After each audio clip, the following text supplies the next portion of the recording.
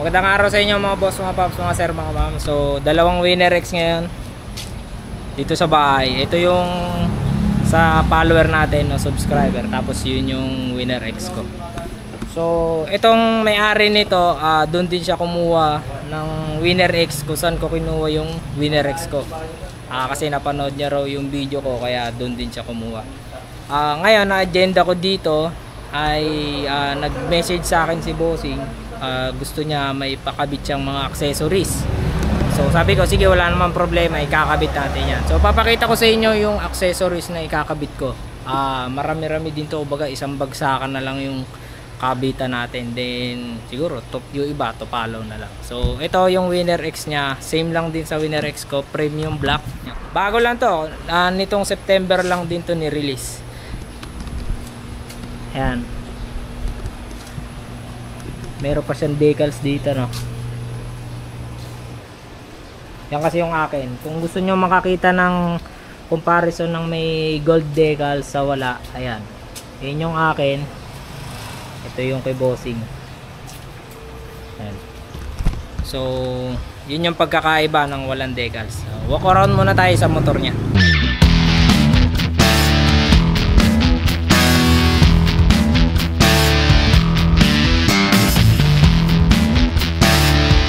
Ayan, so stock na stock pa. Ngayon papakita ko naman sa inyo kung ano yung mga piyesa na ilalagay natin, no.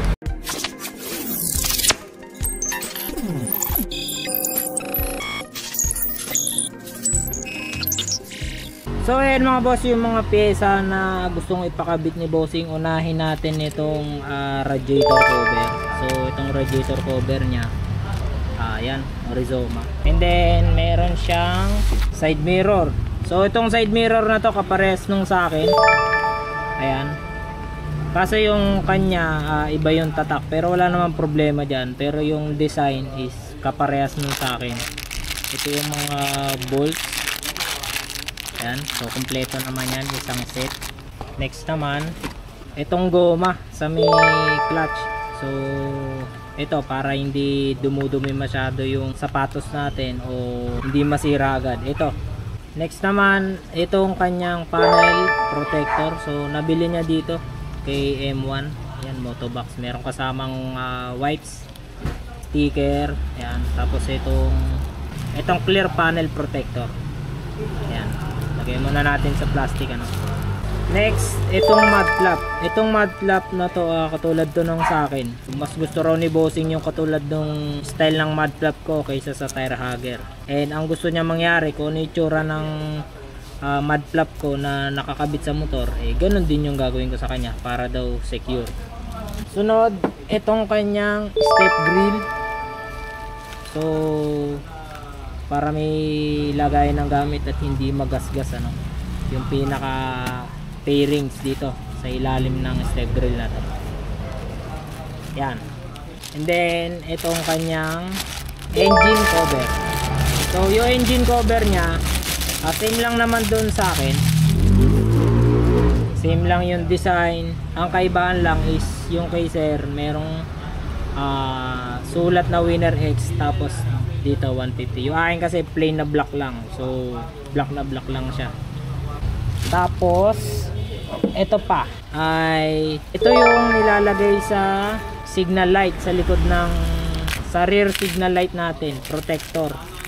So para hindi mabali kung sumabit man yung mga strap ng bag, ito yung protector.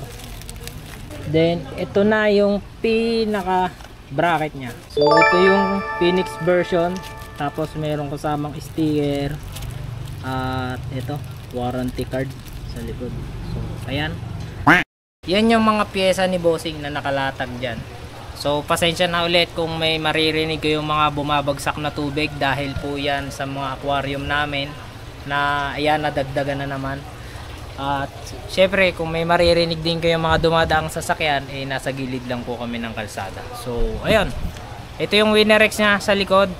Kakabit ko na to isa-isa. Medyo mahaba-haba tong video na to, sana tapusin nyo. And bago natin simulan, kung di ka pa nakasubscribe sa YouTube channel ko, ay mag-subscribe ka na para maging updated ka sa mga future videos na i-upload ko.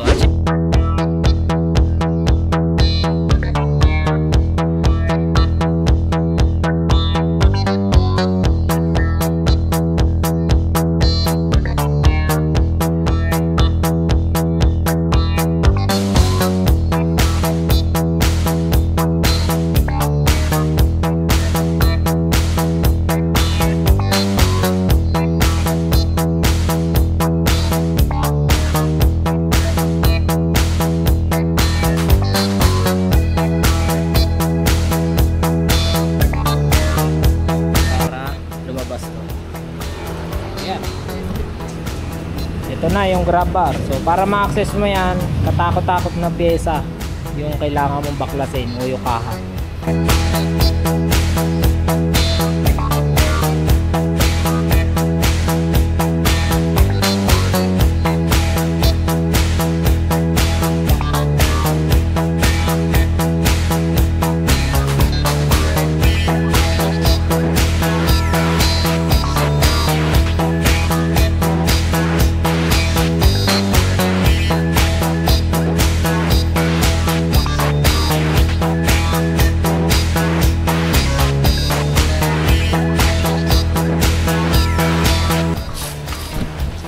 So yan, okay na. Nakapa naman, nakakuha naman, maganda naman yung PT. Hindi basta-basta mababali yung signal light. So maganda rin yan. Additional din. So mga gusto safe yung signal light. Ito. May nabibili naman ito sa online. Next na ikakabit natin ay itong mud flap. Kasi itong mud flap medyo matiwara to ikabit. So ang gagawin natin forma nito ng mud flap na yan, kagaya ng sa akin. Ayan, may mga tornilyo dito. Pero ito, safe naman yan. Kung mapapansin nyo yung motor ko, putik-putik yan. Pero yung sa may suspension mismo, ayun o, walang putik yan, malinis yan. Malinis yan, walang putik. Hindi siya lumulusot dito sa ibabaw. So mga boss pala, para hindi na umaba itong video na to, pagdating pala dito sa pagkabit ng mud flap, hindi ko na i-video. Ililink down ko na lang dyan yung process kung paano ko kinabit to. Panoorin nyo na lang doon kasi ganun lang din naman yung process na gagawin ko sa pagkabit nito. So may additional screws lang tayo na gagamitin para dito kasi 5 yung ilalagay nating tornilyo.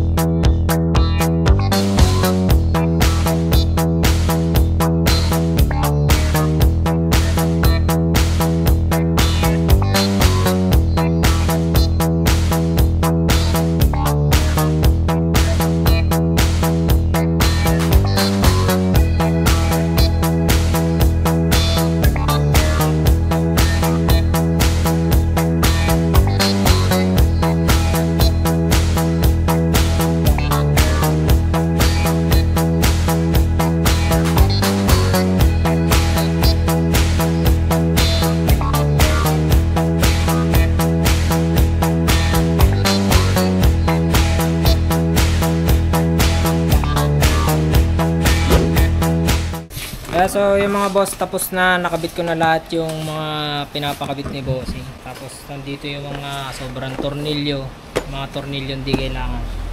Tapos syempre bigyan ko ng sticker si Bossing.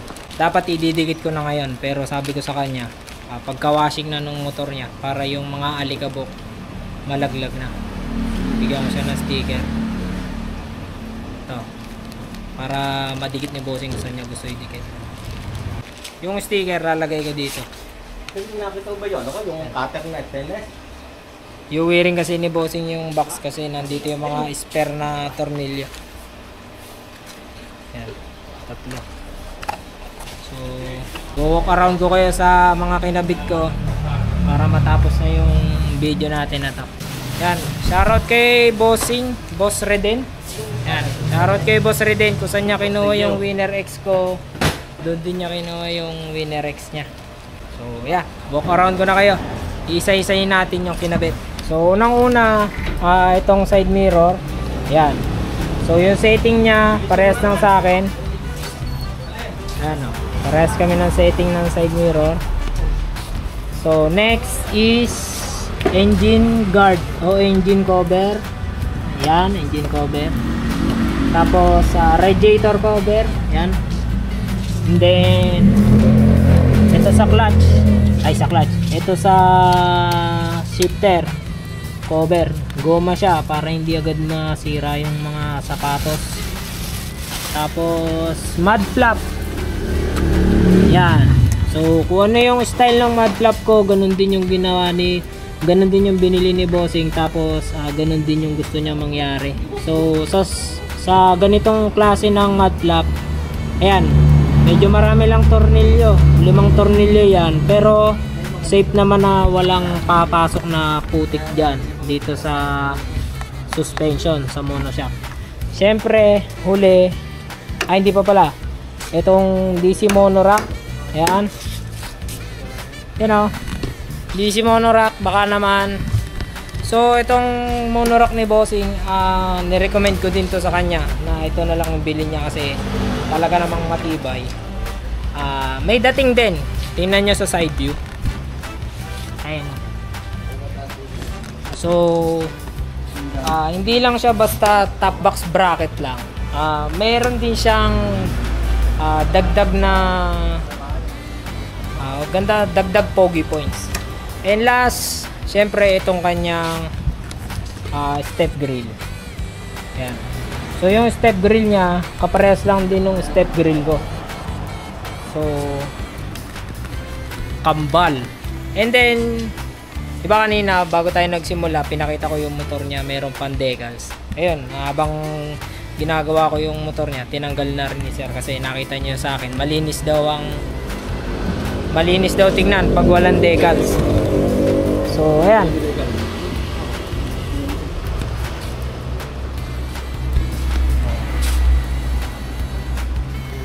pati putik namin wag kasing dami.